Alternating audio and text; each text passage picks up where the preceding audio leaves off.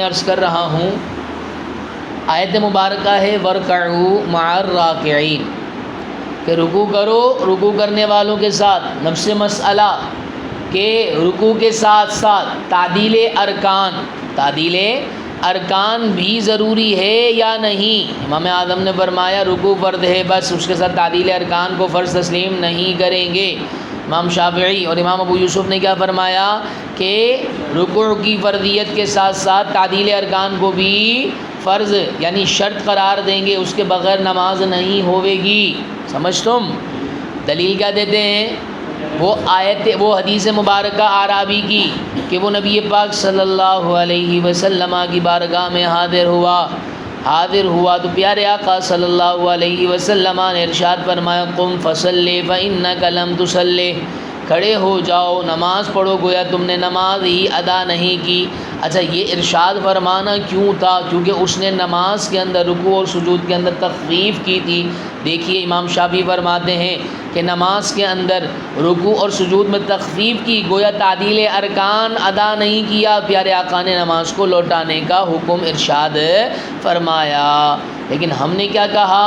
ہم نے دلیل دیتے ہوئے فرمایا کہ آیت مبارکہ مطلق ہے، مطلق پر عمل کریں گے۔ المطلق یجری علی اطلاقہ، مطلق اپنے اطلاق پر جاری ہوتا ہے، اس پر زیادتی نہیں کی جائے گی فرضیت کے اعتبار سے۔ ہاں، ہم یہ تطبیق ضرور دیں گے کہ آیت مبارکہ پر عمل کرتے ہوئے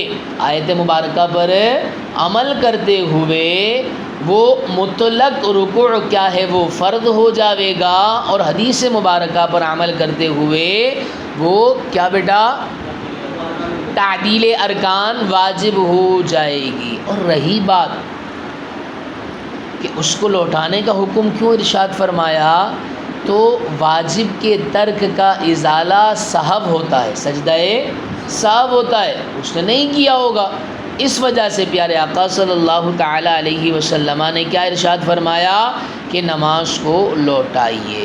ٹھیک ہے، آئیے اس کو ہم عبارت میں دیکھتے ہیں، پھر آگے چلتے ہیں۔ اللہ تبارک و تعالی ارشاد فرماتا ہے وَارْكَعُوا مَعَ الرَّاكِعِينَ، اور اسی طرح وَكَذَلِكَ قَوْلُهُ تَعَالَى، اور اسی طرح یعنی جو ما قبل میں طواف والی مثال تھی اسی کی مثال کی طرح یہ بھی کیا ہے مطلق کی مثال ہے۔ فرمایا وَارْكَعُوا، اور تم رکوع کرو مع الراکعین، رکوع کرنے والوں کے ساتھ۔ مطلق فی مسمی الرکوع، یہ آیت مبارکہ رکوع کو بیان کرنے میں کیا ہے مطلق ہے۔ فلا یزاد، نیچے دیکھیے فلا یزاد علیہ شرط التعدیل، کہ زیادتی نہیں کی جائے گی اس پر تعدیل ارکان کی شرط، بحکم الخبر، خبر کے حکم کے ساتھ۔ وہ خبر کیا ہے؟ حاشیے کے اندر لکھی ہوئی ہے کیا کہ نبی پاک صلی اللہ تعالی علیہ وسلم کا قول لِأَعْرَابِي خَفَّفَ الرُّكُوعَ وَالسُّجُودَ، کہ جب اس نے رکوع اور سجود کو تخفیف کیا قم فصلی فَإِنَّكَ لَمْ تُصَلِّ، کھڑا ہو جا نماز پڑھ، گویا تو نے نماز ہی نہیں پڑھی۔ یہ حدیث مبارکہ وَلَٰكِن يُعْمَلُ بِالْخَبْرِ عَلَىٰ وَجْهٍ، لیکن عمل کیا جائے گا خبر کے ساتھ اس طور پر کہ متغیر نہیں ہوگا اس کے ساتھ کتاب اللہ کا حکم، یعنی اس طور پر عمل کریں گے کہ اس پر عمل کرتے ہوئے کتاب اللہ کے مطلق کا حکم تبدیل نہ ہوتا ہو۔ اب کیسے کریں گے عمل؟